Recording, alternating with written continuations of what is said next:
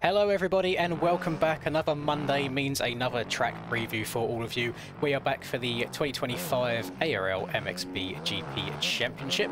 We are at round 2 today at Riola Sardo in Sardinia, Italy. And throw everything you knew out of the window from last week. It is a completely different type of track today. We are doing some berm busting. We're rallying some sand today. Absolutely lovely stuff. So all of your hard pack from St. Jean in France doesn't apply here. This is completely different to last round, and I noticed these tracks tend to be a little bit of a love-hate relationship with riders. There's some people in this game that absolutely adore sand, such as myself. There's some people that just can't wait for the next round to begin. So this track, very, very similar, I would say, to the last two Sardinias that we've had in game. So if you're somebody that likes getting their sweat on ahead of time, then by all means go and play last year's one or the year before that as well. The track layout is exactly the same in terms of its floor plan. The ruts and bumps, however, are completely different. So you're only going to get so much practice on the old tracks. You're still going to have to bring your A game to this one. And I'll be honest, I don't mind being open with you guys. To get the 3 or 4 laps clean whilst constantly changing lines the whole time in this little preview here, it took me 5 or 6 different attempts. It was not smooth sailing whatsoever. If you just do the one line over and over again, it's okay, you get it burned into your muscle memory, but constantly trying to switch back and forth, really difficult to do. I will say, there are quite a few corners on this track where there are multiple lines, which is always quite hard to do on a sand track, since momentum is king. If you always need help on some sand tracks, the faster you can go, really, the better everywhere. I know that sounds silly to say, but it's all about the corner speed, because that corner then impacts your momentum on the next straight, which then impacts your next corner, so on and so forth. It all snowballs, it all compiles from there. There's some very techy areas of this track where it's worth sometimes slowing down to then go fast. If you come into some of these corners just kind of pounding your way through the bumps, the bike's going to get a bit upset, it's going to be unstable. Whereas if you take your time, try and double, maybe triple your way through some of these bumps, there's some corners where you want to double into the corner, so you want to check up just before that to then get the pop to get up and over that double. There's a lot going on here.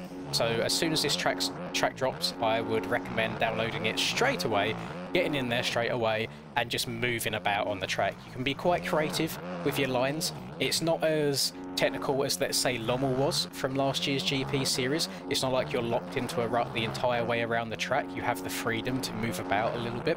So starting out wide, cutting to the inside, drifting out wide again can be really, really viable around here. I would say, just from my own experience in getting these laps, majority of the outsides are very, very good.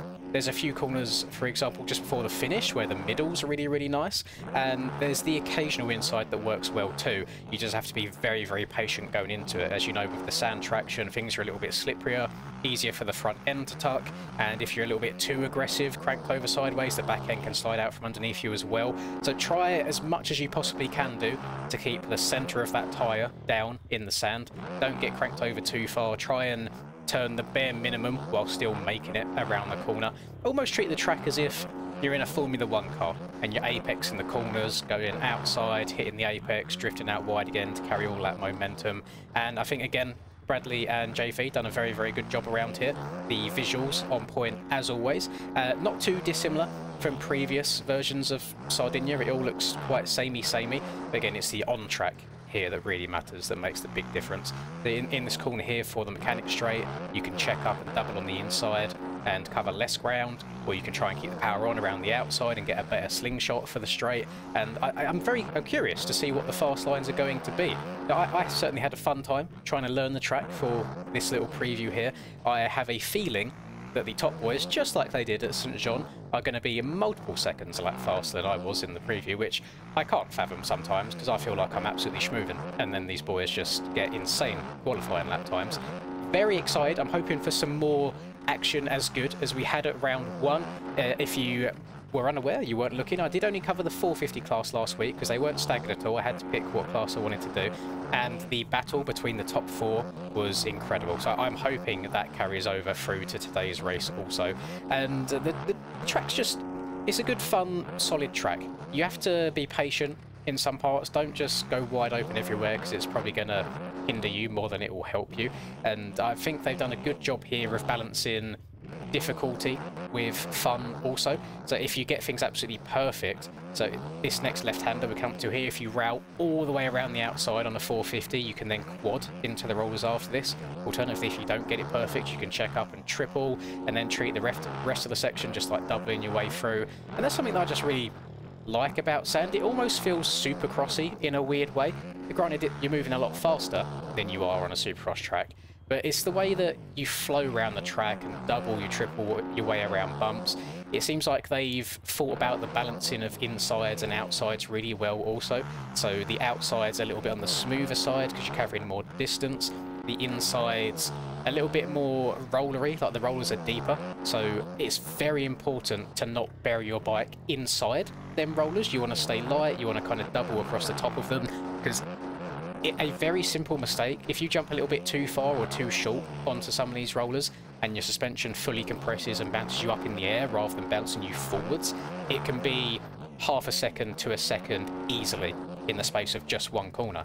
And then when that compiles then down to the next straight, because you've not got as much speed for the next straight, there's a lot of time to gain and a lot of time to lose around here. So it could just come down to getting a lucky lap where maybe you bounce off things in a good way, but I do have a feeling that this track is going to have such a big skill gap from 1st to 40th in the qualifying. Everyone needs to bring their A game for this. It's not going to be like the Supercross tracks where there's been less than a tenth separating maybe like 10, 20 people. It will be, I think, a very big spread. If I had to be a guessing man, I'm just trying to throw my guesses out there, maybe like 6 seconds between 1st and 40th, if I had to throw a wild estimate out there. That does sound like quite a lot, but that's what tracks like this are. It's very, very difficult, and not only is it difficult just to get one fast lap around here, it's trying to do it consistently as well. Very intrigued to see how the erode is going to form on this track. I personally have no experience on these Beta 19 OEM bike tyres on sand. I know they have a tendency to cause some like really big potholes and kickers, which, as you can see, the suspension is working overtime around here. You do have some really hard impacts on the rollers, so I'm curious to see if that is going to form any wonkiness at all around the track. I imagine they'll run a fairly low erode setting for this. The track itself is pretty damn brutal enough, just as it is, but overall it's just fun, really good, solid track. A little bit upset that I'm not racing, but I've had a love-hate relationship with Sardinia in this game over the last couple of years. Last year, in 2024, I wasn't about when that race happened. However, I played the track afterwards, felt like I was moving, went to look at the qualifying times people done, and I was like 4 seconds off the pace. However, the year before that, in 2023, I felt great.